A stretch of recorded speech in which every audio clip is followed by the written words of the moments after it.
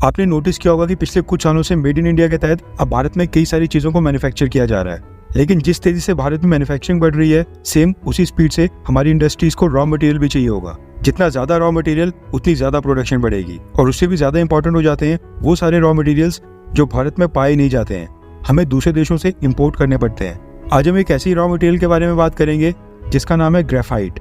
एक ऐसा raw material जिसका भारत दुनिया का सबसे बड़ा इंपोर्टर देश है, यानी जो देश दुनिया के दूसरे देशों से सबसे ज्यादा ग्रेफाइट परचेज करते हैं उनमें सबसे टॉप के ऊपर है भारत। और वो 3 देश जो भारत को सबसे ज्यादा ग्रेफाइट सप्लाई करते हैं वो है चाइना, अमेरिका और मेडागास्कर। इन तीनों देशों को हम हर साल कई $मिलियन और $बिलियन केवल ग्रेफाइट परचेज करने के लिए दे देते हैं। लेकिन अब ऐसी पॉसिबिलिटी बन रही है कि भारत इन सब देशों को टाटा बाय बाय बोल सकता है। ग्लोबल ग्रेफाइट प्रोडक्शन में भारत का हिस्सा मात्र 0.72% है, यानी कि 1% से भी कम।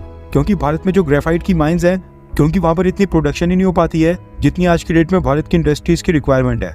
एक और इंटरेस्टिंग फैक्ट ये भी है कि ग्लोबल ग्रेफाइट प्रोडक्शन में भारत का हिस्सा जहाँ पर 0.72% है, वहीं पर चाइना का हिस्सा है 77.4%। एंड चाइना ग्रेफाइट का सबसे बड़ा प्रोड्यूसर देश है, जिसका मतलब है कि चाइना आज की डेट में अपने ग्रेफाइट रिजर्व्स का फुल यूज कर रहा है। अब हमने आपको आंकड़े तो बता दिए, लेकिन आपके लिए जानना बहुत ही जरूरी है कि ग्रेफाइट कौन कौन सी इंडस्ट्रीज में यूज होता है। क्योंकि अक्सर ये समझा जाता है कि ग्रेफाइट केवल बैटरीज बनाने के लिए इस्तेमाल होता है, लेकिन बैटरीज के साथ साथ और भी कई सारी स्ट्रेटेजिक इंडस्ट्रीज हैं जहाँ पर ग्रेफाइट का यूज होता है। Aerospace and defence sector, rockets और मिसाइल्स की नोजल्स बनाने में, केमिकल इंडस्ट्री में केमिकल रिएक्टर्स, न्यूक्लियर इंडस्ट्री, इसके अलावा graphite composites, graphite foils and sheets, pencils, graphite mould, lubricant समेत और भी कई सारी आइटम्स इस ग्रेफाइट से मैन्युफैक्चर की जाती हैं।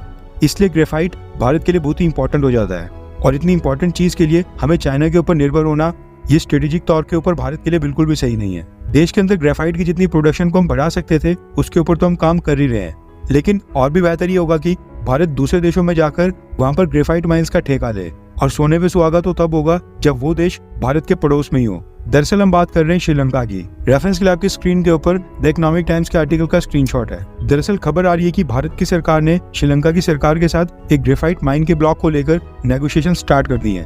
और भारत के लिए गुड न्यूज ये है कि जो श्रीलंका का ग्रेफाइट है वो वर्ल्ड में सबसे प्योर माना जाता है। उसमें 98% तक कार्बन कंटेंट है। इसका मतलब है कि वेस्टेज कम होगी, कम समय में ज्यादा कंटेंट मिलेगा, और सबसे इम्पोर्टेंट, श्रीलंका भारत के तमिलनाडु से मात्र 100 किलोमीटर से भी कम दूरी पर है। श्रीलंका की ग्रेफाइट के लिए हमें ट्रांसपोर्टेशन कॉस्ट भी सबसे कम पड़ेगी, और ऊपर से टाइम भी काफी बचेगा। चाइना, अमेरिका और मेडागास्कर ये सब देश भारत से हजारों किलोमीटर दूर है। कार्गो शिप्स के ऊपर ग्रेफाइट लोड होते और वहां से भारत तक लाने में कई महीनों तक का समय लग जाता है। ऊपर से ट्रांसपोर्टेशन और इंश्योरेंस कॉस्ट वो अलग से, और वो भी काफी हाई होती है। रिपोर्ट्स के मुताबिक मिडिल ईस्ट के मुस्लिम देश यूनाइटेड अरब एमिरेट्स ने भी भारत को श्रीलंका की ग्रेफाइट माइंस का एक ऑफर दिया है, और कहा है कि भारत, श्रीलंका और यूएई ये तीनों देश एक अलायंस बनाकर यहाँ से ग्रेफाइट की माइनिंग स्टार्ट करें। ऐसा नहीं है कि भारत सरकार श्रीलंका के साथ इस तरह का कोई पहला एग्रीमेंट करने जा रही है।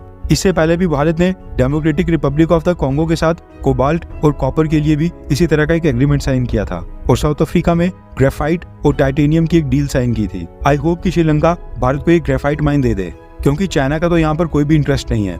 वो पहले ग्लोबल ग्रेफाइट प्रोडक्शन का 77.4% अपने देश में प्रोड्यूस कर रहा है। मसला बस श्रीलंका की सरकार का है, एंड आई होप कि श्रीलंका की सरकार भी भारत सरकार की बात मान जाए, क्योंकि हाल ही में श्रीलंका में जब फाइनेंशियल क्राइसिस आया था उस समय भारत की सरकार ने कई $बिलियन देकर श्रीलंका को उस क्राइसिस से बाहर निकाला था, और IMF से बेल आउट पैकेज लेने के लिए भी भारत सरकार ने काफी क्रूशियल रोल प्ले किया था।